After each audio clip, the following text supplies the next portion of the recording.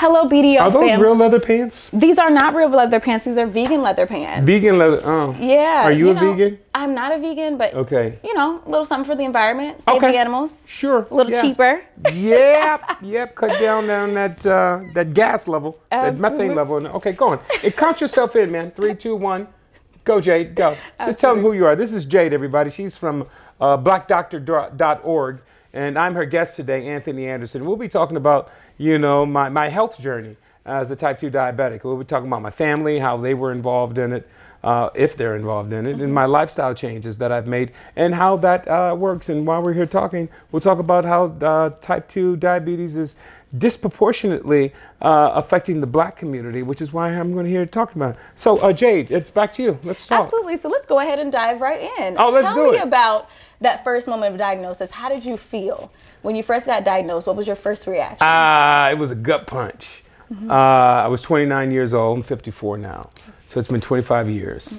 And it was a gut punch that, I was diagnosed with type 2 diabetes. You know what's crazy? I had symptoms, and I know what the symptoms of, or have heard what the symptoms of a diabetic could be. And I had those, but I chalked it up to, I was out promoting a film at that time. So I was literally in 14 states in 16 days.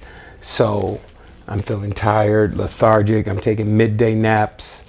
I was like, I've just been working hard. And then all of a sudden, I have this insatiable thirst. I couldn't satisfy it, but every time I took a drink of water, I had to go to the restroom. But every time I went to the restroom, I had to drink some water, so it became that cycle. And I was like, I think I might be a diabetic. So I went to the doctor the next day, and my glucose level was 235. And they were like, yeah, you're diabetic. We got to do something. So it was a gut punch for me. Absolutely. And being that diabetes is so disproportionately impacting our community, why is it so important that we have these conversations and talk about even our experiences? I feel it's my responsibility to talk to our community about it because I have a platform to speak from, but also to let them know that, we as African Americans are subject to this disease more than other communities are. But more importantly, I want to talk to Black men, because very seldom do we go to the hospital, or not just the hospital, the doctor. And we need to do that. We need to do that more often in order to find out where our baseline is, to find out how healthy or unhealthy we are, so that we can make some lifestyle changes if we need to make those lifestyle changes. Absolutely. Love that.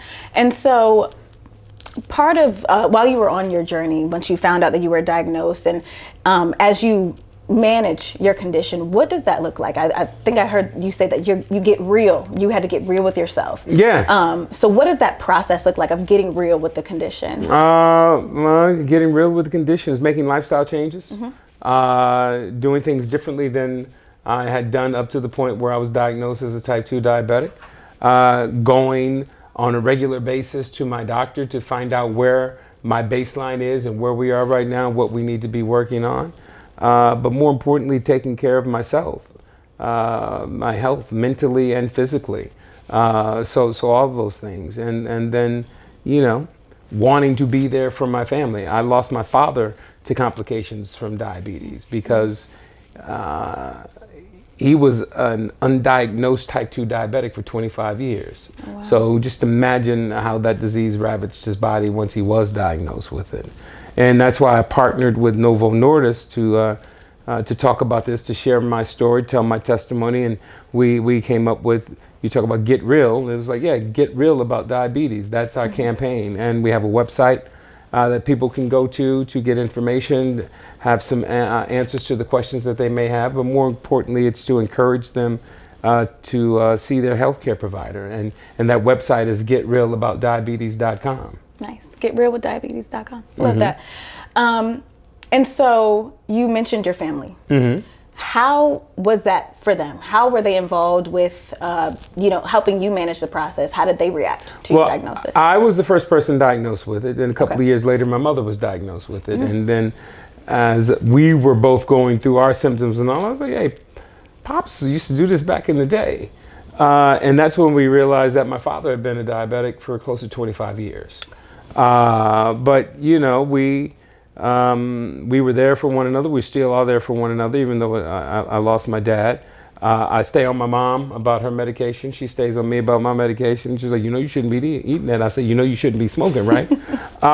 So the family was an integral part. You know, my brother is on the front line. He is a trauma nurse at one of the hospitals in Los Angeles.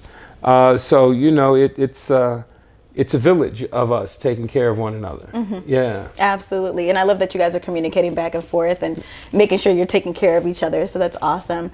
And I won't hold you for too much longer. Just one last thing as we head into the new year. Yes. What tips do you have? You know, people start to focus on their health and fitness and things like that. What tips would you have for our audience about being healthy in 2025? My tip, I want them to be realistic. Okay. First and foremost about whatever it is that they want to do in the new year, and in particular health and wellness. Be realistic and know that things aren't going to change overnight because it took you a lifetime to get to where you are to make the decision. It's like, oh, I don't like where I am. And it's going to take discipline, you know, to do so, and know that you don't have to cut everything out at once. Slowly wean yourself off of things so you and your body don't miss it once it's finally out of your, once it's finally gone and no longer a part of your lifestyle.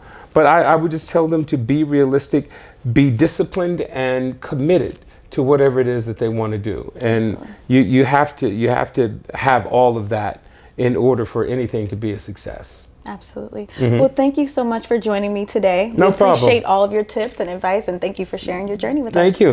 Thank you for everyone for watching blackdoctor.org. I am Anthony Anderson, and this is Jade, our editor-in-chief.